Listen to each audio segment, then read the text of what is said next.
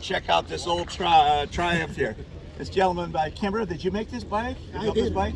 For him. For him? Yeah. Ah, got great looking lines. It's got the old look, really cool look. It makes the cool factor. So how fast have you run for this in the past? Record is 116 and he got 112 at the beginning. So 112? Yeah. Well, you're knocking right on the door. Yeah, so how long ago did you build this bike? 6 months. Oh, 6 months ago. Oh, so it's This is my first time to be here with this. I always racing with Yes.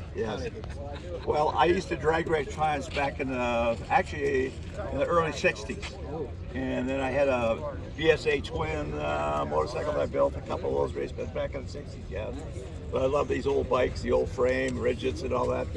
But cool looking bike. Hey, congratulations. Nice to meet you. Good luck there. Thank you for sharing.